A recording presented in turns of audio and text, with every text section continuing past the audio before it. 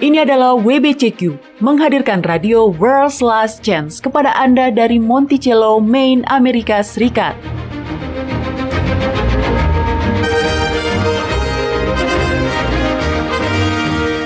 Kerinduan hati dari setiap orang Kristen selama 2000 tahun adalah melihat Sang Juru Selamat kembali dan mendirikan sebuah kerajaan kekal di atas bumi. Peristiwa-peristiwa yang terjadi di dunia mengungkap bahwa hal itu akan segera terjadi. Tetaplah bersama kami untuk belajar cara Anda dapat bersiap secara rohani menghadapi peristiwa-peristiwa akhir zaman.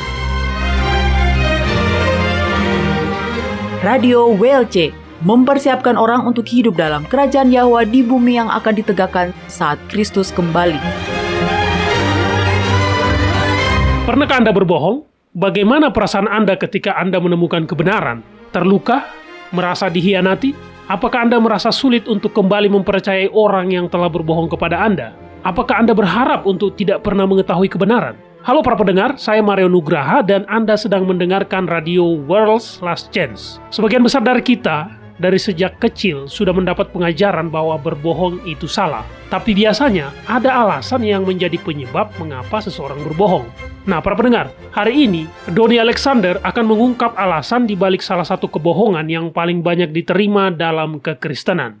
Doni? Ya, terima kasih Mario. Susan Shapiro Baras menulis sebuah buku berjudul Little White Lies, Deep Dark Secrets, dengan judul kecil, Kebenaran di balik alasan mengapa wanita berbohong. Dalam penelitian yang dilakukan untuk bukunya ini, dia menemukan bahwa 80% orang yang dia wawancarai percaya bahwa wanita lebih berhasil berbohong dan lebih pintar dalam hal itu dibanding pria. Lebih dari 75% wanita yang berbohong merasa bahwa tindakan berbohongnya itu adalah benar. Dan 75% wanita yang diwawancarai mengatakan bahwa mereka berbohong tentang uang kepada pacar atau suaminya. Sangat menarik bahwa uang menjadi salah satu alasan bagi wanita untuk berbohong. Saya belum pernah melakukan penelitian tentang itu, tapi berdasarkan pengamatan saya sudah lama berpendapat bahwa kebanyakan wanita yang berbohong kepada suaminya telah melakukan kebohongan tersebut sebagai sebuah respon yang terlatih. Maksudnya bagaimana, Mario? Nah, penjelasan yang akan saya sampaikan ini saya peroleh dari istri saya ketika saya memikirkan persoalan ini. Jadi, ketika seseorang berada pada posisi yang kurang menguntungkan dalam hal apapun, maka mereka akan belajar melakukan apa yang selama ini berjalan. Jika seorang wanita berbohong tentang uang, misalnya, itu tidak selalu karena dia menghabiskannya dengan sembrono. Mungkin dia berbohong karena dia takut membuat pasangannya marah, karena sebagai wanita, dia merasa lebih rentan secara fisik dan keuangan. Jadi dia melakukan apa yang selama ini berhasil. Dan apakah itu adalah perilaku yang dipelajari dari pengalaman masa lalu dengan pasangannya, atau bagaimana dia melihat ayahnya marah pada ibunya, itu tetaplah merupakan sebuah respons yang dipelajari. Ketakutan akan respon marah itu sendiri merupakan sebuah respon yang dipelajari. Hal ini sebenarnya berjalan dua arah. Beberapa wanita juga benar-benar marah dengan pasangannya. Jadi, jika Anda menemukan istri atau suami berbohong kepada Anda, hal pertama yang harus dilakukan adalah bertanya pada diri sendiri. Apakah saya telah memaksanya untuk bersikap tidak jujur dengan cara membuatnya masuk ke dalam situasi di mana dia merasa tidak aman untuk berbicara jujur? Itu cara pandang yang menarik. Saya pasti bisa memahaminya dalam beberapa situasi, tapi tidak semua. Iya, tidak semua. Tapi itu cukup bagi kita untuk melihat polanya, Doni. Kita semua perlu mengingat bahwa dalam hal kebohongan, waktu tidak akan membuat kesalahan menjadi kebenaran. Coba katakan lagi. Waktu tidak akan membuat kesalahan menjadi kebenaran. Oke. Tidak peduli berapa lama kebohongan telah ada, kebohongan tetaplah kebohongan. Benar. Ada satu kebohongan yang telah ada begitu lama sehingga setiap orang dari setiap keyakinan agama telah menganggapnya sebagai sesuatu yang wajar. Kita bahkan tidak menyadari bahwa ini adalah bohong. Karena hal ini sudah ada begitu lama, sehingga telah menjadi sesuatu yang normal bagi kita. Sudah ada sejak sebelum kejatuhan dalam dosa. Wow, betulkah? Wow. Jadi kebohongan apa yang sudah ada dalam kurun waktu yang selama itu, Doni? Kebohongan bahwa Anda tidak cukup baik. Ya, begitulah. Maksud saya, kita semua adalah pendosa. Tak satu pun dari kita yang cukup baik. Tapi ingat, kebohongan ini sudah ada sejak sebelum masa kejatuhan. Dan itu telah membentuk cara kita memandang diri kita sendiri, Sang Pencipta, dan teologi dari sejak saat itu. Oke, Anda harus menjelaskannya, Doni. Saya belum bisa melihat kemana arah pembicaraan Anda ini. Baiklah, Mario. Mari kita baca dari kitab suci. Oke, Karena Alkitab Anda sudah siap, tolong buka kitab Kejadian pasal 3 dan baca ayat 1-5. Oke. Kejadian pasal 3 ayat 1-5, apa yang dikatakan di situ?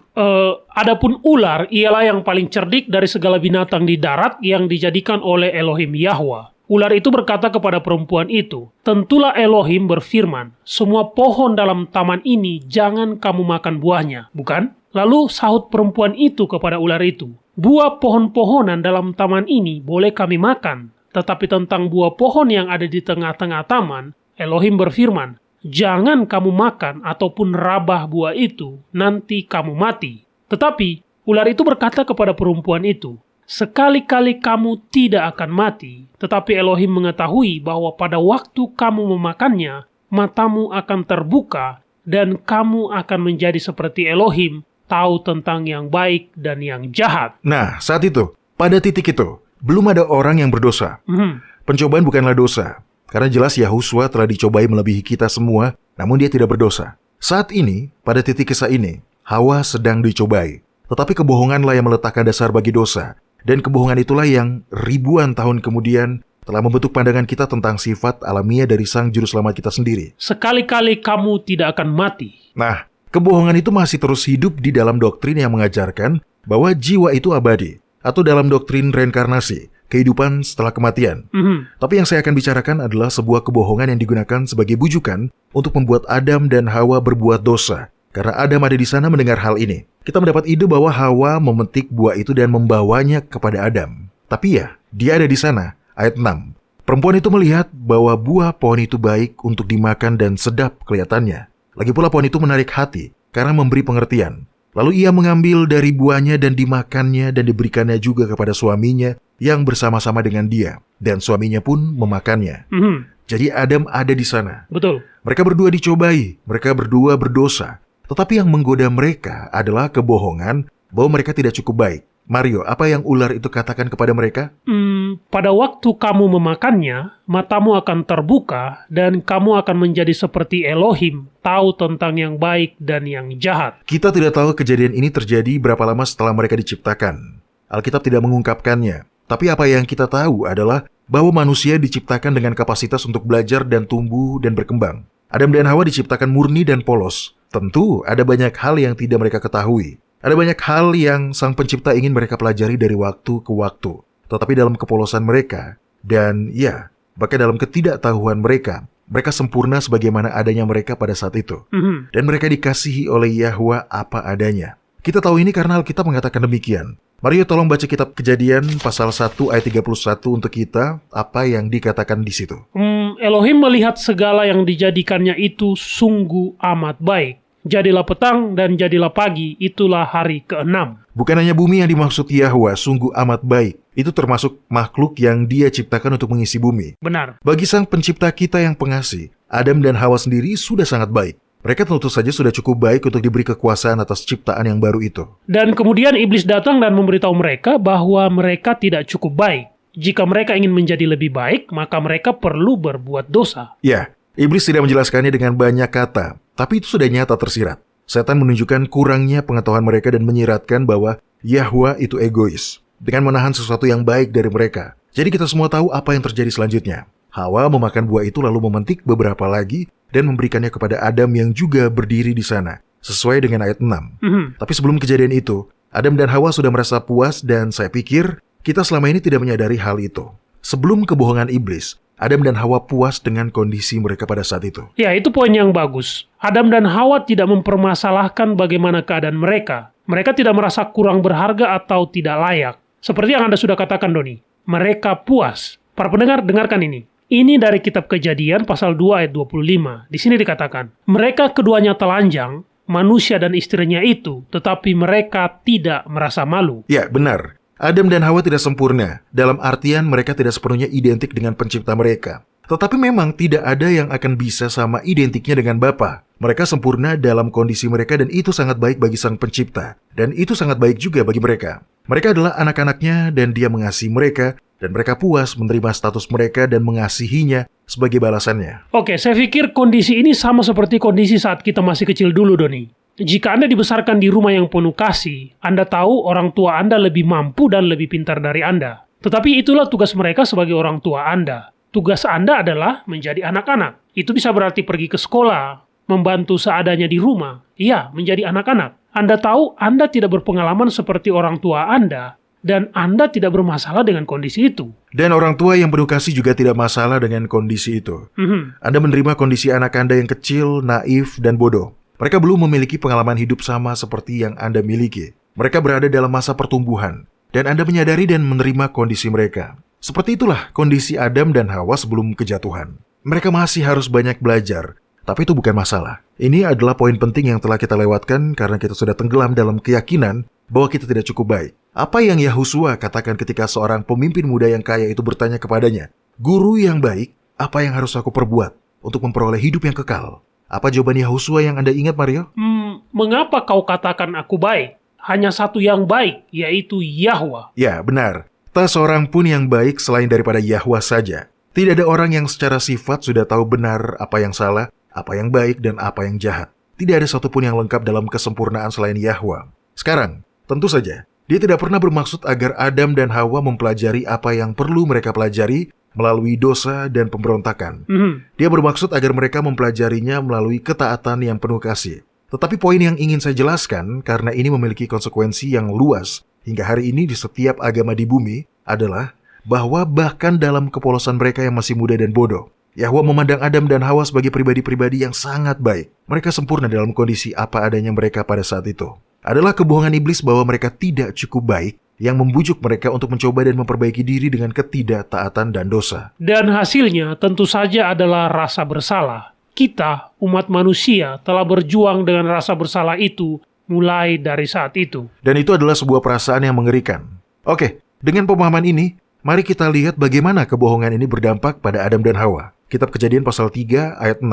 Dia memberikannya juga kepada suaminya yang bersama-sama dengan dia, dan suaminya pun memakannya. Lalu apa yang terjadi, Mario? Tolong baca mulai dari ayat 7. Maka terbukalah mata mereka berdua, dan mereka tahu bahwa mereka telanjang, lalu mereka menyemat daun pohon ara dan membuat cawat. Itulah perbedaannya. Dalam ketidaktahuan mereka yang masih muda dan polos, mereka telanjang tetapi tidak merasa malu. Tapi sekarang setelah mereka menerima kebohongan ular, bahwa mereka tidak cukup baik, mereka sekarang merasa berbeda. Dan mereka dengan kacau berusaha melakukan apa, Mario? Membuat cawat atau kain penutup untuk diri mereka. Mereka memperbaiki diri mereka. Baca ayat 8-10. Ketika mereka mendengar bunyi langkah Elohim Yahwa yang berjalan-jalan dalam taman itu pada waktu hari sejuk, bersembunyilah manusia dan istrinya itu terhadap Elohim Yahwa di antara pohon-pohonan dalam taman. Tetapi Elohim Yahwa memanggil manusia itu dan berfirman kepadanya, "Di manakah engkau?" Dia menjawab, "Ketika aku mendengar bahwa engkau ada dalam taman ini, aku menjadi takut karena aku telanjang. Sebab itu aku bersembunyi." Inilah manusia yang Elohim Yahwa sendiri telah nyatakan sebagai sangat baik. Dan tiba-tiba, dia merasa sangat bersalah, sangat tidak layak. Sehingga dia menyembunyikan dirinya. Dan apa alasannya? Karena dia menerima kebohongan ular. Bahwa dia tidak cukup baik sebagaimana adanya. Sebagaimana dia telah diciptakan. Saya tidak pernah benar-benar berpikir seperti itu sebelumnya. Tapi saya mengerti apa yang Anda katakan, Doni. Kita semua berjuang dengan perasaan bahwa kita tidak cukup baik. Mungkin kita tidak memiliki tingkat pendidikan yang kita inginkan. Mungkin kita tidak memiliki pekerjaan bergengsi atau tingkat penghasilan yang kita inginkan. Mungkin kita tidak terlihat memenuhi standar kecantikan manusia buatan masyarakat. Ya, alasannya bisa beragam tergantung orangnya masing-masing. Tetapi kita semua pada level tertentu sedang berjuang dengan perasaan bahwa kita tidak cukup baik. Nah, satu hal yang belum saya pahami adalah bagaimana hal ini memiliki dampak lanjutan yang menerpa berbagai agama dunia saat ini. Kita harus istirahat sejenak, Doni. Tapi saat kita kembali, apakah Anda bisa membahas hal ini? Ya, tentu, Mario. Baik para pendengar, kami akan segera kembali.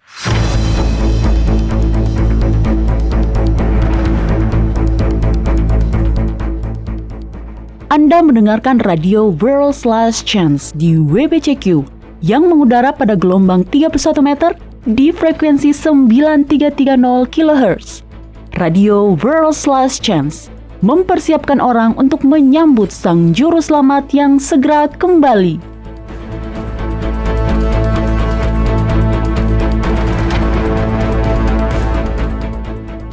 Salah satu topik yang paling disalahpahami dalam seluruh kitab suci adalah topik tentang neraka yang tidak pernah padam. Dibanding dengan doktrin lain di dalam kekristenan, doktrin ini adalah doktrin yang paling bertanggung jawab dalam mengubah banyak orang percaya menjadi ateis. Tentu saja, adalah terlihat tidak adil. Bahkan untuk dosa paling keji yang dilakukan dalam umur yang terbatas ini, jika harus menerima hukuman dengan penderitaan yang tak terhingga dan dengan siksaan yang tak terlukiskan. Kebingungannya muncul dalam hal perbedaan antara asap, yang menurut kitab Wahyu pasal 14, naik selama-lamanya, dan api, yang digambarkan oleh kitab Yesaya pasal 33 sebagai api kekal yang menghabiskan. Memang ada api yang menghanguskan, melahap, dan abadi. Tapi itu tidak akan digunakan untuk menyiksa orang-orang yang tidak menerima keselamatan. Ketika kebenaran Alkitab ini dipahami dengan benar, Bapa Surgawi dinyatakan sebagai Bapa yang pengasih, penyayang, panjang sabar, dan lemah lembut sama seperti dulu. Untuk mempelajari lebih lanjut, dengarkanlah episode radio yang berjudul Hidup dan Mati dalam Perapian yang Abadi. Sekali lagi, dengarkanlah episode yang berjudul Hidup dan Mati dalam Perapian Abadi. Iman Anda akan diperkuat dan kasih Anda akan diperdalam setelah Anda memahami dengan tepat apa itu api abadi dan apa arti hal itu bagi Anda. Episode radio lain yang sudah ditayangkan sebelumnya dapat Anda dengarkan di worldslastchance.com atau carilah di channel YouTube kami.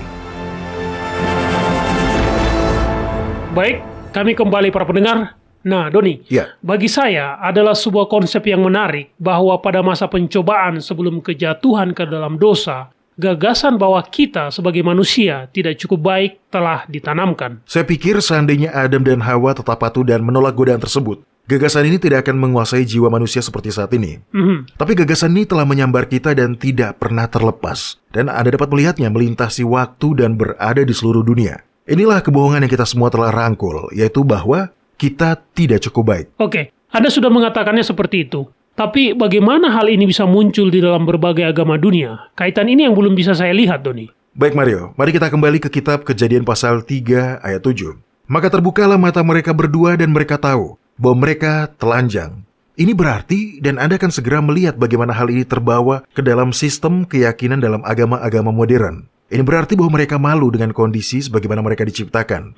Mereka malu dengan keterbatasan alami sebagai manusia. Yahwa telah mengatakan bahwa mereka sungguh amat baik dan tiba-tiba di mata mereka sendiri, mereka tidak cukup baik. Jadi apa yang mereka lakukan? Mereka merajut daun ara bersama-sama. Ya, betul. Mereka berusaha dengan usaha mereka sendiri untuk membuat diri mereka menjadi lebih baik. Mereka berfokus pada ketidaksempurnaan dan ketidakmampuan mereka untuk kemudian berusaha menjadi sama seperti Yahwa. Meskipun Yahwa sendiri telah merencanakan agar mereka bertumbuh dalam pemahaman mereka. Bukanlah sebuah masalah untuk bertumbuh dalam pengetahuan, pengertian, dan pemahaman.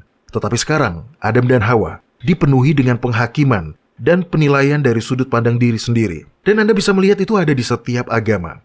Memang, peraturan-peraturan atau syarat-syarat untuk memperbaiki diri berbeda menurut sistem kepercayaan masing-masing. Tetapi rasa tidak cukup baik, perlu memperbaiki diri melalui usaha sendiri. Dapat dilihat ada di dalam setiap agama manapun, Mario. Iya, saya bisa melihatnya, Doni. Beberapa agama dengan terang-terangan mengungkap bagaimana cara yang ditempuh oleh para pengikut mereka dalam usaha mereka menuju nirwana atau surga atau apapun sebutannya. Nah, orang Kristen mungkin lebih halus dalam hal ini, tetapi rasa yang sama itu masih ada. Dan berbicara sebagai seseorang yang sudah pernah berada di posisi itu atau melakukan hal itu, saya dapat mengatakan bahwa orang-orang Kristen konservatif dengan segala ketulusan mereka adalah yang paling berusaha untuk membuat diri mereka menjadi lebih baik. Kesadaran akan betapa buruknya Anda sangat kuat dirasakan di kalangan orang-orang Kristen konservatif. Ya, dan usaha untuk menjadi lebih baik itu dilakukan dengan beberapa cara. Baik dengan memaksakan standar kebenaran manusia yang sangat ketat, yang serupa dengan orang-orang Farisi,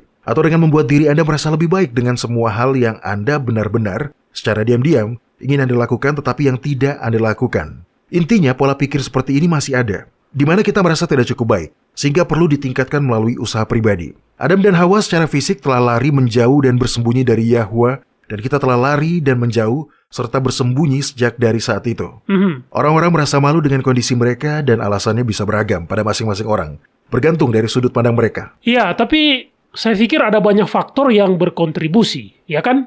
Maksud saya, tentu agama telah melakukan bagiannya, tetapi bukan itu saja. Ada banyak norma-norma sosial yang merendahkan pribadi tertentu. Kita sebutlah para wanita sebagai contohnya, Doni. Di beberapa negara, bahkan di dunia modern ini, para perempuan yang diperkosa telah dihukum karena itu seolah-olah adalah kesalahan mereka. Dan jelas itu salah. Di beberapa wilayah di India, saya tidak tahu apakah sekarang hal ini masih berlaku, tetapi hingga beberapa tahun yang lalu, para perempuan di beberapa wilayah di India dibebaskan dari aturan penggunaan helm saat mengendarai sepeda motor, yang menunjukkan kurang dihargainya nyawa para perempuan. Di Ekuador, para wanita masih ditanya apakah mereka sudah mendapat izin dari suami mereka ketika mereka akan melakukan pembelian dalam jumlah besar. Di banyak negara Muslim, serta di kota Vatikan, para perempuan tidak diberikan hak untuk memilih. Ya, begitulah. Dan hingga sekarang, para wanita yang sudah menikah di Amerika Serikat tidak diperbolehkan membuka rekening bank tanpa izin suami mereka atau mendapatkan kartu kredit tanpa tanda tangan dari suami mereka. Hah, betulkah? Iya, para perempuan dianggap tidak mampu memahami dan menangani masalah keuangan. Oke, saya tahu beberapa tahun yang lalu pada tahun 2013 di negara bagian Washington, seorang pria yang menjadi pasangan dari seorang perempuan tidak dapat dituntut untuk pemerkosaan tingkat ketiga yang dia lakukan pada pasangannya sendiri itu. Lihat, semua ini cenderung merendahkan individu, dan para pria pun tidak terkecuali. Pria mungkin dinilai dengan standar lain, tetapi mereka tetap diadili atau dihakimi. Mungkin karena beberapa alasan. Apakah karena mereka tidak memiliki pekerjaan yang prestisius, atau tidak mampu membeli kendaraan yang mahal, dan lain-lain. Oh ya, saya punya teman yang sangat terdidik, dia fasih dalam beberapa bahasa, dia berpenghasilan bagus. Tetapi ketika kami pertama kali berkenalan, dia mengakui kepada saya dengan agak malu bahwa dia memiliki warna kulit yang paling gelap di antara saudara-saudaranya. Itu tidak ada hubungannya dengan harga dirinya sebagai pribadi. Tetapi dia merasa tidak cukup baik, hanya karena dia memiliki sedikit lebih banyak melanin di kulitnya ketimbang saudara-saudaranya. Bagi banyak orang, mereka dibesarkan dalam lingkungan yang tidak sehat, di mana orang tua mereka, karena rasa tidak aman pada diri mereka sendiri, telah menanamkan rasa tidak aman pada diri anak-anak mereka. Apapun itu, kita semua telah berjuang di bawah beban perasaan tidak cukup baik ini. Dan ini mencegah kita menjadi orang-orang yang menyadari tujuan dan rencana yang telah ditentukan oleh Yahwa. Tujuan yang mana, Doni? Menjadi ciptaannya yang tertinggi. Rencana Yahwa bagi dunia kita sejak awal adalah untuk memenuhi bumi dengan orang-orang yang diciptakan menurut gambar ilahinya. Dia terus mendorong kita untuk mengetahui harga diri kita berdasarkan pandangan matanya. Oke Mario, tolong ambil Alkitab Anda di sana dan mari kita lihat beberapa jaminan yang perlu kita ketahui. Ada banyak, tetapi waktu kita hari ini hanya cukup untuk melihat beberapa di antaranya. Buka kitab Yesaya pasal 43 dan bacalah ayat 1-7. Oke. Sekali lagi, kitab Yesaya pasal 43 ayat 1-7. Ini adalah bagian yang sangat menarik karena di sini Bapa sedang menjelaskan sejauh mana dia bersedia melangkah dalam memelihara anak-anaknya. Tetapi sekarang, beginilah firman Yahwa yang menciptakan engkau, hai Yakub, yang membentuk engkau, hai Israel. Janganlah takut, sebab aku telah menebus engkau. Aku telah memanggil engkau dengan namamu. Engkau ini kepunyaanku. Apabila engkau menyeberang melalui air, aku akan menyertai engkau. Atau melalui sungai-sungai, engkau tidak akan dihanyutkan. Apabila engkau berjalan melalui api, engkau tidak akan dihanguskan. Dan nyala api tidak akan membakar engkau. Sebab akulah Yahwa Elohimmu yang Maha Kudus, Eloah Israel, Juru Selamatmu. Aku menebus engkau dengan Mesir, dan memberikan Ethiopia dan Sheba sebagai gantimu. Oleh karena engkau berharga di mataku dan mulia, dan aku ini mengasihi engkau, maka aku memberikan manusia sebagai gantimu, dan bangsa-bangsa sebagai ganti nyawamu. Janganlah takut sebab aku ini menyertai engkau. Aku akan mendatangkan anak cucumu dari timur, dan aku akan menghimpun engkau dari barat. Aku akan berkata kepada utara, berikanlah, dan kepada selatan, jangan tahan-tahan. Bawalah anak-anakku laki-laki dari jauh, dan anak-anakku perempuan dari ujung-ujung bumi. Semua orang yang disebutkan dengan namaku yang kuciptakan untuk kemuliaanku, yang kubentuk dan yang juga kujadikan. Sekali lagi, Yahwa tahu kita hanyalah debu dan dia tetap mengasihi kita. Bahkan dalam kondisi sekarang, setelah kejatuhan dalam dosa di mana kita semua terus bergumul dengan sifat bawaan kita yang telah jatuh, dia masih memberitahu kita bahwa kita berharga di matanya. Buka kitab Yeremia pasal 31 sekarang, dan tolong bacalah ayat 3 dan 4, Mario. Kitab Yeremia pasal 31 ayat 3 dan 4. Dari jauh Yahwa menampakkan dirinya kepadaku dan berkata, Aku mengasihi engkau dengan kasih yang kekal, sebab itu aku melanjutkan kasih setiaku kepadamu. Aku akan membangun engkau kembali, sehingga engkau dibangun, hai anak darah Israel. Engkau akan menghiasi dirimu kembali dengan rebana, dan akan tampil dalam tari-tarian orang yang bersukaria. Yahwa akan melakukan hal ini, bahkan sekarang. Dia tahu kegagalan dan pergumulan kita, tetapi dia tetap mengasihi kita. Dan dia tidak mengharapkan kita melakukan untuk diri kita sendiri apa yang dia tahu tidak bisa kita lakukan. Salah satu cara di mana dia telah berulang kali, secara terus-menerus, mencoba untuk mendorong kita, namun yang sebagian besar tersembunyi dari pemahaman kita adalah melalui kebenaran yang diajarkan berulang kali di seluruh kitab suci bahwa Dia adalah Tuhan. Dia adalah yang Maha Kuasa. Dia adalah pencipta kita dan juru selamat kita.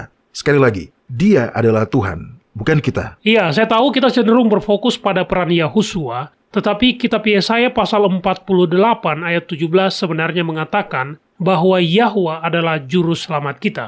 Nah, di sini, dengarkan ini. Di sini dikatakan, beginilah firman Yahwa juru selamatmu yang maha kudus Eloa Israel. Akulah Yahwa Elohimmu yang mengajar engkau tentang apa yang memberi faedah, yang menuntun engkau di jalan yang harus kau tempuh. Itu adalah ayat yang bagus, Mario. Perhatikan bahwa ketidaktahuan bukanlah alasan mengapa kita tidak cukup baik. Dia bersedia mengajari kita. Dan Anda benar. Yahwa adalah juru selamat utama kita. Berkali-kali dalam kitab suci Dia memberitahu kita bahwa hanya ada satu Tuhan, dan itu adalah Dia. Kitab Ulangan pasal 6 ayat 4. Dengarlah hai Israel, Yahwa Eloa kita adalah satu, bukan tiga. Bukan tiga dalam satu, hanya satu.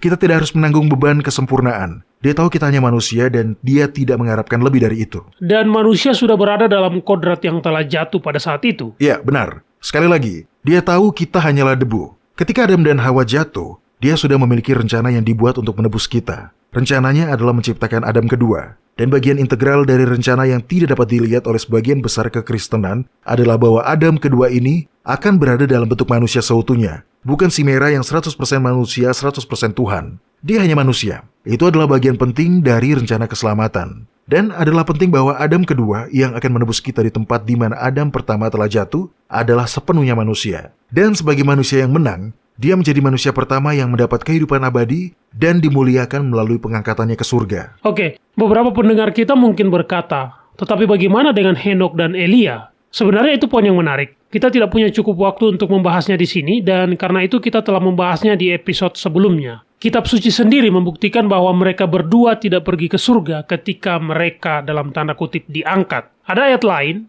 tunggu saya buka dulu dengan sangat cepat.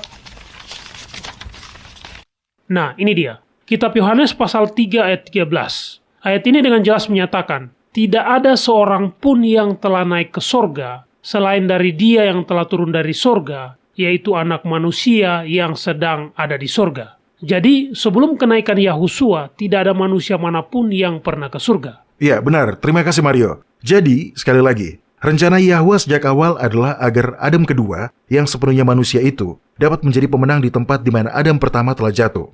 Saya pikir Paulus sudah menjelaskannya dengan baik. Mario tolong buka kitab 1 Korintus pasal 15. Oke. Anda tahu, semua waktu di mana dia dididik sebagai orang Farisi benar-benar telah memberi Paulus pengetahuan yang kuat tentang apa yang hari ini kita sebut sebagai kitab-kitab perjanjian lama. Sebagai seorang Farisi, penekanan dan fokusnya telah salah. Tetapi di bawah bimbingan Roh Kudus, dia telah mampu melihat kaitannya dan memahami wawasan teologis yang benar-benar maju. Dan fakta seperti ini menunjukkan bahwa tidak ada waktu yang telah digunakan dalam pelajaran Alkitab yang akan benar-benar menjadi sia-sia, Doni. Ya, benar, Mario.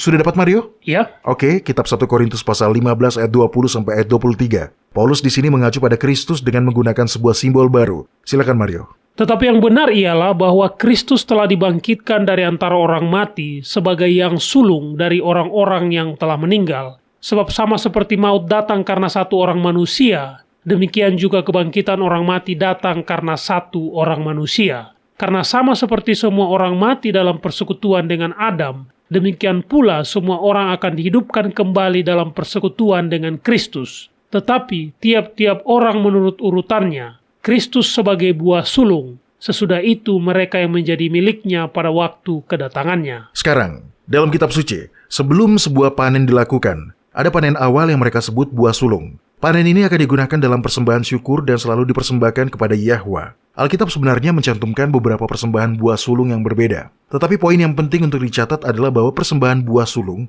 selalu sama dengan masa di mana orang-orang melakukan pengucapan syukur. Itu semacam sebuah suap. Coba katakan lagi, Doni. Baiklah, misalnya, jika panen yang dimaksud adalah gandum, katakanlah tanaman jelai, maka persembahan buah pertamanya adalah jelai. Anda tidak akan mempersembahkan buah ara atau bunga atau, saya tidak tahu, anggur mungkin. Jika panen itu adalah panen jelai, maka Anda akan memberikan persembahan berupa jelai. Kemudian seiring berjalannya tahun pertanian, ada panen lain dan panen ini juga memiliki persembahan pengucapan syukur. Sekali lagi, persembahan buah sulung adalah bagian dari apapun yang sedang dipanen. Jadi agar Yahusua menjadi buah sulung dari mereka yang akan dibangkitkan pada waktu kedatangannya, maka dia harus berasal dari tipe atau jenis yang sama, manusia seutuhnya. Bukan sebagian manusia dan sebagian ilahi, atau bahkan yang lebih membingungkan, sepenuhnya manusiawi dan sepenuhnya ilahi. Sekali lagi, dia hanya manusia. Iya, dan itu sebuah keterkaitan yang menarik, Doni. Adalah selalu merupakan rencana Bapa bahwa Sang Mesias akan memiliki jenis atau sifat alamiah yang sama dengan mereka yang dia tebus, manusia seutuhnya. Sebagai Adam kedua, dia akan menjadi anak sulung baru dari umat manusia. Melalui kematiannya, orang-orang dapat ditebus dan diselamatkan untuk menjalani kehidupan yang Tuhan selalu maksudkan untuk mereka jalani. Sebagai makhluk suci yang murni yang bertumbuh dalam kapasitas fisik, mental, dan rohani mereka, yang bersukacita dalam kekudusan.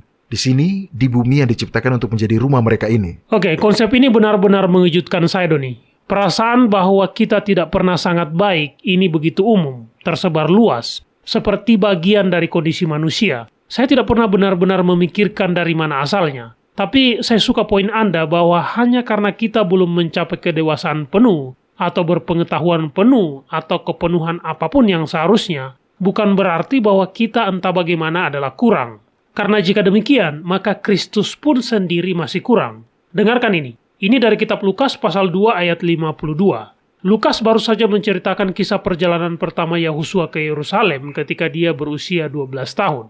Kemudian sisa masa kecil dan masa remajanya diringkas dalam satu ayat. Dia mengatakan, dan Yahusua makin bertambah besar dan bertambah hikmatnya dan besarnya, dan makin dikasihi oleh Yahwa dan manusia. Iya, betul Mario. Itu contoh kasus yang tepat. Hanya karena Anda masih kurang dari yang seharusnya, itu tidak berarti Anda tidak cukup baik. Nah, berikut adalah pesan favorit Yahusua. Ini adalah Injil Kerajaan Yahwa. Buka kitab Matius pasal 4 dan tolong baca ayat 17 Mario. Ini adalah intisari penuh dari pesan Sang Juru Selamat.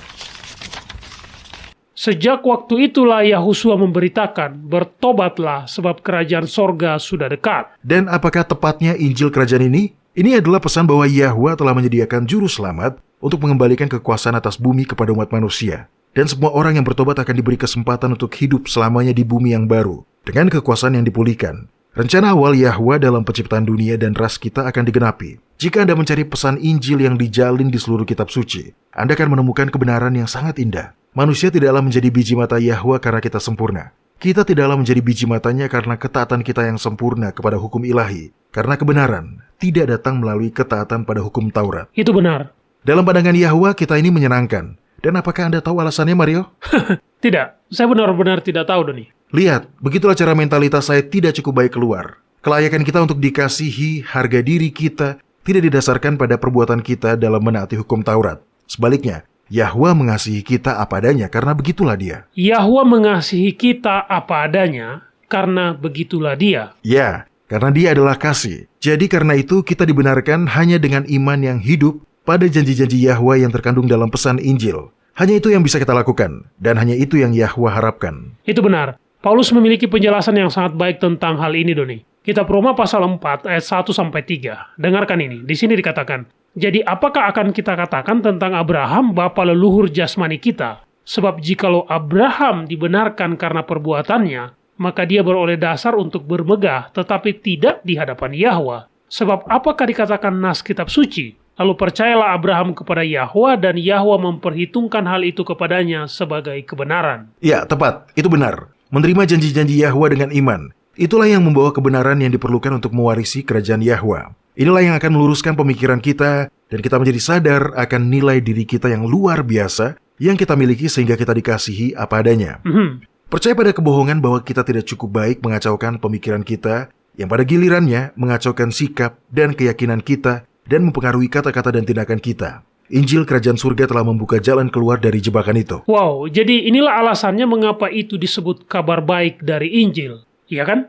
Dan tentu saja kita ingin membagikan pesan ini dimanapun kita bisa, Doni. Ya, dan bagian integral dari kabar baik ini adalah bahwa pencipta kita adalah Esa. Dan Kristus Juru Selamat adalah pribadi lain yang adalah sepenuhnya manusia. Ini adalah sebuah pengetahuan yang perlu kita rangkul untuk maju ke potensi penuh kita sebagai kekasih Tuhan. Iya, saya paham, Doni. Karena tanpa pengetahuan itu, kita masih akan terus berusaha dengan usaha kita sendiri untuk membuat diri kita lebih baik, untuk mempromosikan diri kita kepada Yahwa, dan kita pasti akan gagal. Dan kita pun tidak akan pernah mengerti kebenaran yang sejati melalui iman. Masalahnya, tidak ada agama di dunia yang akan pernah bisa menerima Mesias yang sepenuhnya manusia. Karena jauh di balik itu, mereka memiliki keyakinan bahwa menjadi manusia tidak cukup baik di mata Yahwa. Itulah sebabnya doktrin Trinitas mengubah anak Allah menjadi Allah anak. Doktrin lain seperti doktrin jiwa yang abadi juga mengikat keyakinan bahwa manusia tidak cukup baik.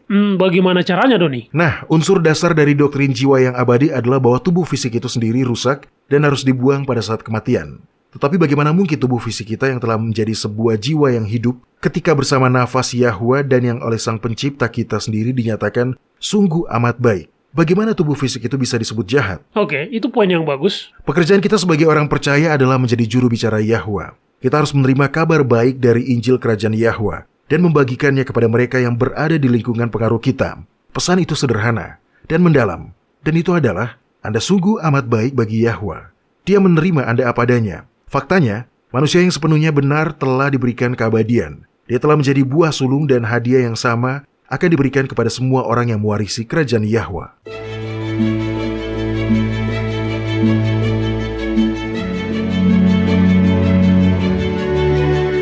Anda mendengarkan radio World's Last Chance di WBCQ yang mengudara pada gelombang 31 meter di frekuensi 9330 kHz.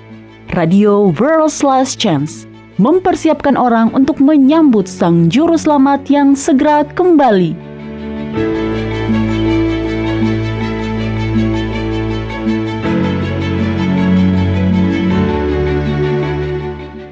Pernahkah Anda memperhatikan bahwa sebagian besar orang Kristen yang berpindah keyakinan di dunia pada zaman sekarang bukanlah orang yang berpindah dari agama lain, tetapi sebaliknya, mereka adalah orang yang pindah keyakinan dari denominasi lain di dalam agama Kristen. Bukannya menjadi petobat sejati, mereka hanya menjadi para pendatang baru. Mereka sudah percaya pada kematian Yahusua di kayu salib. Mereka sudah percaya akan keberadaan Yahwa dan upah yang menanti orang-orang benar dan kebenaran Alkitab. Namun setiap tahun, beberapa denominasi Protestan mengirim misionaris ke negara-negara Katolik dan berusaha untuk memenangkan jemaat dalam hal pemahaman khusus mereka tentang Alkitab. Serial penginjilan diadakan untuk merayu sesama Kristen agar berpindah gereja. Memenangkan orang percaya dari denominasi Kristen lainnya telah dilihat sebagai bagian dari amanat agung yang berkata, "Karena itu pergilah, jadikanlah semua bangsa muridku, dan baptislah mereka dalam nama Bapa dan Anak dan Roh Kudus." Seringkali salah satu agenda dalam misi ini adalah untuk menunjukkan kesalahan dalam keyakinan denominasi lain itu dan menganggap mereka sebagai Babel. Pemahaman yang menyimpang dalam hal tugas orang Kristen seperti ini didasarkan pada kesalahpahaman tentang kitab Wahyu pasal 18 ayat 4. Sebagian besar versi modern menerjemahkan ayat ini sebagai sebuah undangan. Marilah keluar daripadanya, hai umatku. Sementara yang aslinya sebenarnya adalah sebuah perintah. Keluarlah darinya, hai umatku. Itu perintah, bukan sebuah undangan. Untuk mempelajari lebih lanjut perihal ini, carilah episode radio yang sudah ditayangkan sebelumnya yang berjudul Tinggalkan Babel Sekarang. Sekali lagi judulnya adalah Tinggalkan Babel Sekarang. Kehendak Yahwa untuk generasi terakhir bukanlah untuk mengundang orang lain untuk bergabung dengan gereja Anda. Sebaliknya, semua orang percaya sejati harus melarikan diri dari setiap gereja karena semua gereja adalah bagian dari Babel. Tidak ada pengecualian. Cari dan dengarkanlah Tinggalkan Babel Sekarang di situs web kami atau dengarkan di channel YouTube kami.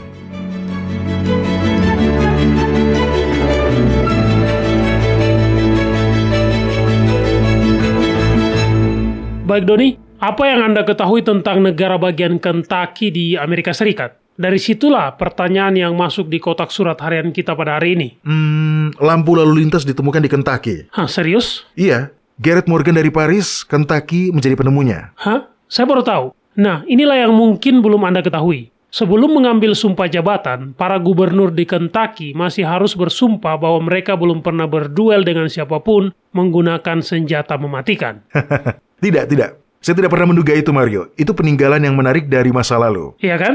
Nah, Elisheba dari Louisville, Kentucky, punya pertanyaan yang menurut saya perlu kita jawab. Anggota tim yang bekerja di situs web kita mengatakan bahwa mereka juga sering mendapat pertanyaan terkait ini. Elisheba menulis, "Saya perhatikan Anda lebih sering menggunakan istilah Yah untuk menyebut Yahwa. Jadi dengan santainya memperpendek nama suci Sang Pencipta kita terdengar tidak sopan dan membuat saya sangat tidak nyaman. Tidak susah untuk menyebut nama Yahwa setiap saat. Saya akan dengan rendah hati dan hormat mendorong Anda untuk mengatakan nama ilahi dengan benar setiap saat ketimbang menyingkatnya begitu saja. Jadi, anggota tim yang bekerja di situs web kita juga sering mendapat pertanyaan seperti ini, Mario. Iya, begitulah yang mereka sampaikan pada saya, Doni. Para pembaca terus mengajukan keberatan karena kita telah menyingkat nama Yahwa menjadi Yah. Saya tahu, saya juga khawatir tentang itu sebelum Anda berbagi dengan saya apa yang Anda ketahui. Tapi Anda sudah punya faktanya dan saya belum. Jadi tolong bagikan kepada semua orang apa yang Anda sudah bagikan kepada saya, Doni. Ya, dengan senang hati, Mario. Baiklah, pertama, para pembaca dan pendengar kita sudah benar bahwa kita harus selalu memperlakukan segala sesuatu yang berhubungan dengan Yang Maha Kuasa dengan hormat. Yahwa itu kudus dan namanya juga kudus dan suci, dan harus selalu diperlakukan dengan hormat. Nah, yang perlu diketahui bahwa Yah sebenarnya adalah salah satu nama suci yang digunakan dalam kitab suci. Nama Yahwa muncul 6.519 kali dalam Alkitab, sementara Yah digunakan sebanyak 49 kali. Oke, bukankah Yah muncul setidaknya 1 kali dalam terjemahan Alkitab modern kita, Doni? Ya, benar Mario. Tapi itu tergantung pada terjemahan dan bahasanya. Anda tahu kita menyiarkan radio kita dalam 9 bahasa yang berbeda. Tetapi pengucapan Yahwa sangat mirip di semua bahasa tersebut. Karena bunyi aslinya sama. Kita mungkin menulisnya dengan cara yang berbeda. Tetapi kita melafalkannya dengan bunyi yang sama.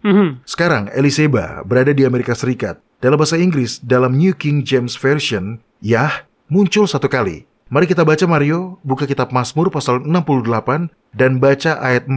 Apa yang dikatakan di situ? Dan untuk tujuan topik ini hari ini, jangan mengganti nama suci yang tertulis di situ. Bacalah terjemahan langsungnya, Mario. Bernyanyilah bagi Eloah, mazmurkanlah namanya. Buatlah jalan bagi dia yang berkendaraan melintasi awan-awan. Namanya ialah Yah, beria-rialah di hadapannya. Nah, Anda juga tentu sudah sering mendengar Yah di dalam satu kata pujian Alkitab, yaitu Haleluya. Itu artinya pujilah Yah. Jadi Anda sudah terbiasa mendengar Yah. Pujilah Yah. Haleluya. Sekarang mari kita baca ayat yang sama dengan terjemahan lain. Baiklah, ini versi terjemahan baru dari Lembaga Alkitab Indonesia. Di sini dikatakan, bernyanyilah bagi Allah, mazmurkanlah namanya, buatlah jalan bagi dia yang berkendaraan melintasi awan-awan. Namanya ialah Tuhan. Jadi, beginilah cara nama suci Yah pada umumnya disembunyikan dalam terjemahan modern kita. Seperti Yahwa, kata Yah. Ini juga telah disembunyikan di balik penggunaan gelar umum yaitu Tuhan. Saya ingat Anda mengatakan kepada saya bahwa Yah bahkan memiliki data dan nomor referensi sendiri dalam kamus konkordansi. Ya, coba ambil kamus konkordansi di Raksana, Mario. Lihatlah, YAH. Di sini dikatakan, lihat YAH. Oke, buka dan bacakan penjelasan di situ. Tunggu sebentar. Oke, di sini dikatakan, lihat Jehovah. Bentuk singkat dari Jehovah. Berapa nomor referensi untuk Yah? Nomor 3050. Kamus konkordansi sangat bagus. Kamus ini memampukan Anda mencari kata apapun dalam Alkitab dan menemukan arti aslinya. Sekarang Jehovah atau seperti yang kita ketahui pengucapan yang benar adalah Yahwa. Memiliki nomor referensi sendiri 3068. Tapi Yah juga memiliki nomor referensi dan nomornya adalah 3050. Tolong beralih ke nomor 3050 dan bacakan apa yang tertulis di situ. Baiklah, di sini dikatakan Yah, kontraksi atau kepanjangan untuk 3068 dan artinya sama. Yah, nama suci. Yah, Tuhan dalam bentuk yang paling kuat. Jadi ketika Anda melihat nomor konkordansi 3050 dan Anda melihat 3068, Anda dapat melihat bahwa dalam bahasa Ibrani, Yah dan Yahwa adalah kata yang berbeda. Mirip tapi tetap berbeda. Bentuk singkat dari Yah adalah yang sering dimasukkan para orang tua di Israel ke dalam nama anak-anak mereka. Kita tahu bahwa banyak dari nama-nama Alkitab mengacu pada Yahwa atau menggunakan gelar El. Daniel, Mikael, Yehezkiel, Samuel, Yael. Iya, benar Mario. Tetapi bahkan lebih banyak nama yang memasukkan Yah ke dalamnya. Yeremia, Hizkiah, Sakaria, Obayah, Zefanya, Zedekiah. Ada banyak nama-nama seperti itu. Nama Elia bahkan menggabungkan El dan Yah. Anda bisa mendengarnya? Elia, El, I, Yah. Iya, itu menarik. Itu nama yang indah. Itu berarti Elku adalah Yah. Atau seperti yang mereka katakan ketika menggunakan gelar umum. Allahku adalah Tuhan. Iya benar. Sama seperti yang dijelaskan oleh kamus konkordansi, Yah hanyalah bentuk singkatan dari bentuk yang lebih panjang, Yahwa. Jadi, jika menggunakan kata singkatan Yah dianggap tidak sopan, maka kitab suci sendiri tidak akan berulang kali menggunakannya. Iya, betul Mario. Karena Yah memiliki arti yang sama dengan Yahwa. Kata ini biasanya tersembunyi di bawah penggunaan gelar-gelar umum yang sama yang digunakan untuk mengaburkan nama Yahwa. Para penerjemah biasanya tetap menggunakan kata Tuhan atau Allah. Tapi yang menarik adalah kata Yah.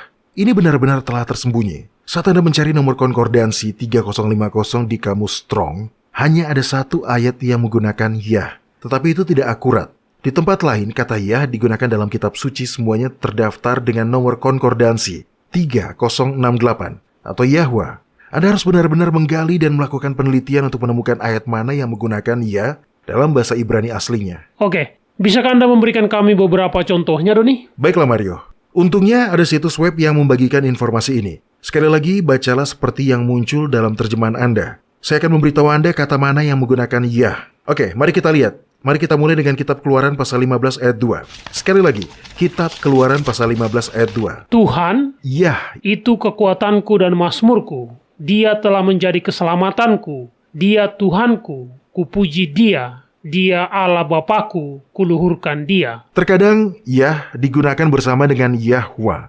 Jadi kalimatnya akan berbunyi Yah, Yahwa. Mari kita lihat contohnya. Kitab Yesaya pasal 26 ayat 4. Bagaimana kalimatnya dalam terjemahan modern Anda, Mario? Percayalah kepada Tuhan Yahwa, selama-lamanya sebab Tuhan, Yah, Allah, Yahwa. adalah gunung batu yang kekal. Oke, sekarang baca lagi. Kali ini saya tidak akan mengganggu Anda. Tapi tolong masukkan nama-nama suci seperti yang muncul dalam bahasa Ibrani yang asli. Baiklah, percayalah kepada Yahwa selama-lamanya, sebab Yahwa adalah gunung batu yang kekal. Sebagian besar penggunaan Yah dalam Alkitab dilakukan di dalam kitab Mazmur. Kita akan melihat satu saja. Dan itu dari kitab Mazmur pasal 118 ayat 17-19. Oke? Setiap kali dikatakan Tuhan dalam ketiga ayat ini, sebenarnya itu adalah kata Yah dalam bahasa Ibrani yang asli. Jadi Mario tolong masukkan kata Yah setiap kali muncul kata Tuhan. Anda bisa melakukannya, Mario? Tentu. Aku tidak akan mati tetapi hidup, dan aku akan menceritakan perbuatan-perbuatan Tuhan Yah. Tuhan Yah telah menghajar aku dengan keras, tetapi Dia tidak menyerahkan aku kepada maut. Bukakanlah aku pintu gerbang kebenaran. Aku hendak masuk ke dalamnya, hendak mengucap syukur kepada Tuhan Yah. Kita selalu ingin menghormati nama pencipta kita dan menyebutnya dengan kata singkatan Yah adalah dapat diterima karena itu adalah bentuk singkatan yang sempurna dari kata Yahwa. Kitab suci sendiri berulang kali menggunakan bentuk nama suci itu. Baik, terima kasih telah mengklarifikasi hal ini, Doni. Saya juga sadar saya memiliki beberapa keraguan tentang hal ini sebelumnya. Mudah-mudahan dengan jawaban ini para pendengar dan pembaca kita mendapatkan kejelasan juga. Baik para pendengar, jika Anda memiliki pertanyaan atau komentar, cukup kunjungi worldslastchance.com dan klik hubungi kami. Kami juga ingin mendengar dari Anda. Anda menyukai apa yang Anda dengar? Kunjungi situs kami di worldslastchance.com untuk mendengarkan episode-episode lain dari program radio kami. Radio World's Last Chance mempersiapkan orang untuk menyambut Sang Juru Selamat yang segera kembali.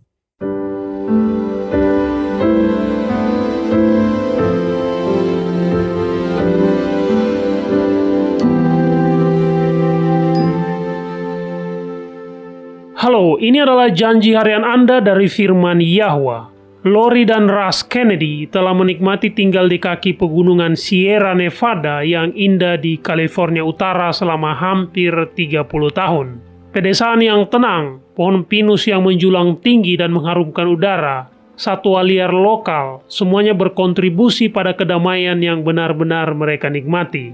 Baru-baru ini, kehidupan yang sangat mereka hargai tersebut terhenti pada suatu pagi ketika mereka menerima telepon yang memberitahu mereka bahwa mereka harus mengungsi dari rumah mereka. Saat itu juga, kebakaran besar yang melanda pegunungan Sierra Nevada di California Utara telah berbalik arah dan menuju ke arah mereka. Dengan membawa hewan peliharaan dan beberapa barang pribadi mereka, Lori dan Russ menghabiskan 2 minggu selanjutnya dengan tinggal di hotel. Mereka pun merasa cemas dengan apa yang akan mereka temukan ketika mereka akhirnya diizinkan untuk kembali ke rumah. Dan hari itu akhirnya tiba. Berbekal sarung tangan, sepatu bot, sekop, dan masker untuk melindungi paru-paru mereka dari abu, Lori dan Russ pulang. Ketika mereka tiba, pemandangan yang menyambut mereka sangat menyedihkan.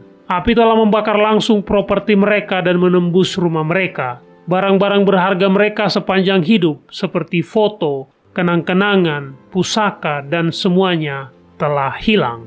Sambil memilah-milah puing-puing, Lori berulang kali harus menyeka air mata. Dia mendapati sebuah gantungan mantel yang terbuat dari logam yang dibuat oleh putranya. Telah menghitam tapi masih utuh. Selebihnya telah habis dan berantakan di sana-sini. Rasanya seolah-olah tidak ada yang tersisa dari kehidupan yang telah mereka bangun dengan susah payah.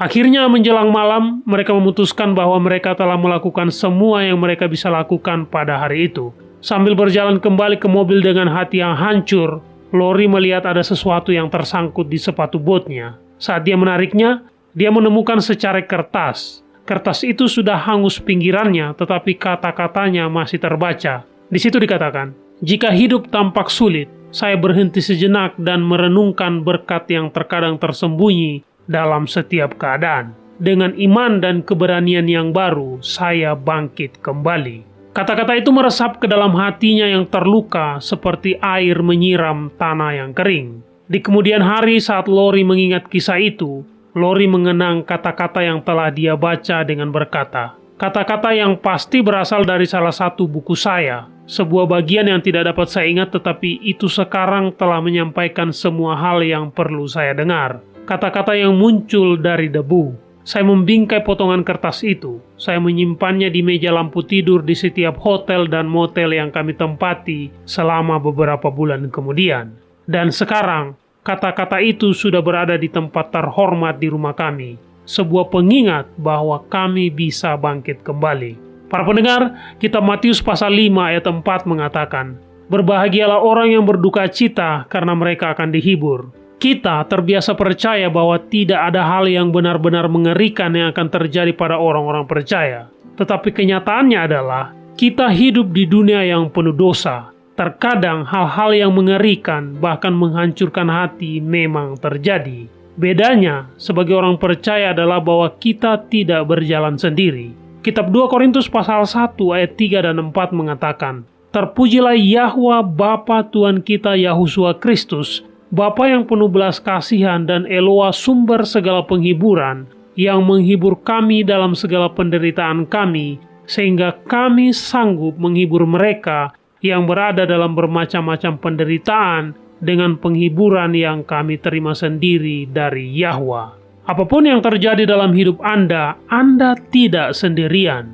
Bapa Surgawi Anda berjalan di sisi Anda. Tangan yang teracung untuk menyerang Anda akan pertama-tama menghantam tangan Yahwa yang melindungi Anda. Tangannya akan menimbang kekuatan pukulan tersebut, dan hanya bagian yang bisa diatur untuk kebaikan Anda yang akan diizinkan menembus. Ketika hidup terasa berat, atau menakutkan, atau menghancurkan hati, berpalinglah kepada Bapa Surgawi. Dia tidak akan pernah meninggalkan dan mengabaikan Anda. Kepada kita telah diberikan janji-janji yang besar dan berharga. Majulah dan mulailah mengaminkannya.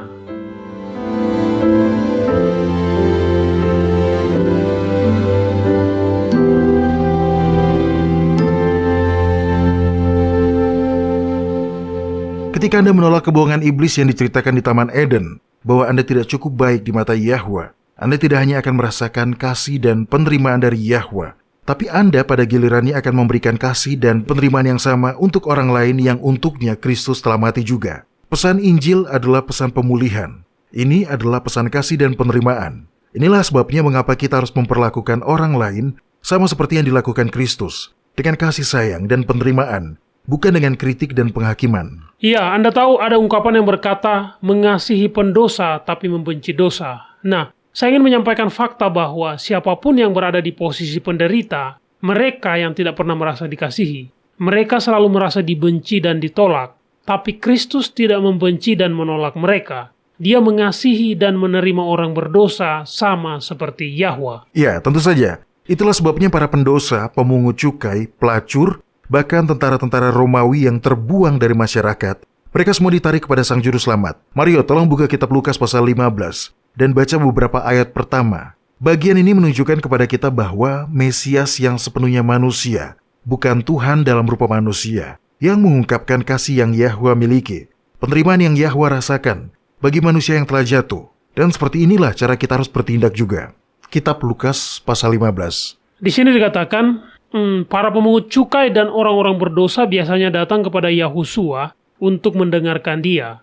Maka bersungut-sungutlah orang-orang Farisi dan ahli-ahli Taurat. Katanya, dia menerima orang-orang berdosa dan makan bersama-sama dengan mereka. Setelah Anda tahu bahwa Yahwa mengasihi Anda dan menerima Anda apa adanya, maka Anda akan siap untuk meneruskan kasih dan penerimaan yang sama itu kepada orang lain. Anda tidak perlu membentangkan jubah kebenaran diri Anda di sekitar Anda dan mengatakan kepada seseorang, "Saya mengasihimu, tapi saya membenci orientasi seksualmu. Saya membenci kebiasaan mabukmu. Saya membenci caramu berbicara. Saya membenci apapun. Jadi saya tidak bisa datang untuk makan malam di rumahmu dan saya pasti tidak akan mengundangmu ke rumahku." Ya, kita cenderung melakukan itu, ya kan? Ketika kita merasa kurang atau merasa tidak cukup baik, cara tercepat dan termudah untuk membuat diri kita merasa lebih baik tentang diri kita sendiri adalah dengan menjatuhkan orang lain. Tetapi membangun diri kita sendiri dengan mengorbankan orang lain adalah cara-cara Farisi dan bukan cara Sang Juru Selamat. Ya, jelas bukan. Dan jika kita ingin menjadi sama seperti dia, jika kita ingin bekerja sama dengan Yahwa dalam menyebarkan kabar baik Injil, bahwa kita dikasihi dan diterima, kita akan menghidupi kasih dan penerimaan itu. Sebagai penutup, mari kita membaca sebuah perumpamaan singkat. Itu ditemukan dalam kitab Lukas pasal 18 ayat 9-14. Tolong bacakan segera setelah Anda menemukannya, Mario. Dan kepada beberapa orang yang menganggap dirinya benar dan memandang rendah semua orang lain, Yahusua mengatakan perumpamaan ini. Ada dua orang pergi ke bait suci untuk berdoa, yang seorang adalah Farisi dan yang lain pemungut cukai. Orang Farisi itu berdiri dan berdoa dalam hatinya begini, "Ya Tuhan, aku mengucap syukur kepadamu karena aku tidak sama seperti semua orang lain. Bukan perampok, bukan orang lalim, bukan pesina, dan bukan juga seperti pemungut cukai ini. Aku berpuasa 2 kali seminggu, aku memberikan 1/10 dari segala penghasilanku. Tetapi pemungut cukai itu berdiri jauh-jauh, bahkan dia tidak berani menengadah ke langit, melainkan dia memukul diri dan berkata, 'Ya Tuhan, kasihanilah aku orang berdosa ini.' Aku berkata kepadamu, orang ini pulang ke rumahnya sebagai orang yang dibenarkan Yahwa dan orang lain itu tidak. Sebab barang siapa meninggikan diri, dia akan direndahkan, dan barang siapa merendahkan diri, dia akan ditinggikan." Anda, dimanapun Anda berada, siapapun Anda, terlepas dari apapun yang telah Anda lakukan atau katakan, atau apa yang tidak Anda lakukan atau katakan, ketahuilah bahwa Anda dikasihi dan diterima oleh Yahwa. Jika Anda mau membiarkan iman Anda memahami janji-janji yang terkandung dalam kabar baik Injil, hal itu akan diperhitungkan kepada Anda sebagai kebenaran. Sama seperti yang terjadi pada Abraham. Anda tidak harus terus berjuang di bawah beban pemikiran bahwa Anda tidak cukup baik. Yahwa mengasihi Anda, sebagaimana adanya Anda. Di matanya, Anda sungguh amat baik. Bahkan dengan sifat yang telah jatuh, dia masih mengerti Anda. Dia tahu kita hanyalah debu, tetapi dia masih tetap mengasihi kita. Dan dia masih tetap menerima kita. Baik para pendengar, kami berharap Anda dapat bergabung dengan kami kembali besok. Sampai jumpa dan ingatlah, Yahwa mengasihi Anda dan Dia aman untuk dipercaya.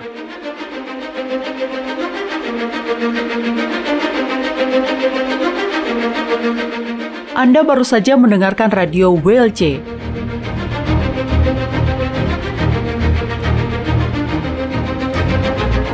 World's Last Chance berkomitmen untuk memberitakan Injil Kerajaan Yahwa kepada dunia.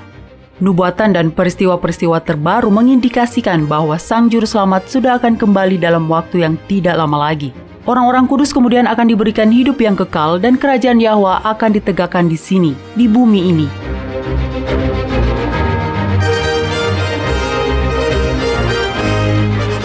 Tidak ada waktu yang bisa disia-siakan. Terimalah anugerah keselamatan hari ini dan izinkan Yahwa menyelimuti Anda dengan kebenaran Kristus.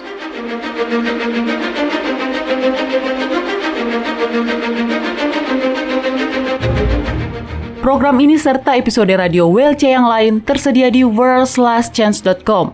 Klik ikon Radio WLC di bagian kanan atas beranda.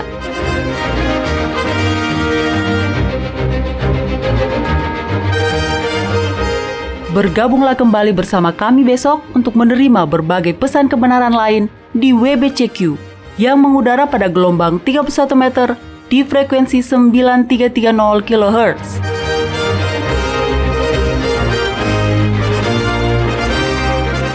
Radio WLC mempersiapkan orang untuk hidup dalam kerajaan Yahwa di bumi yang akan ditegakkan saat Kristus kembali tidak lama lagi.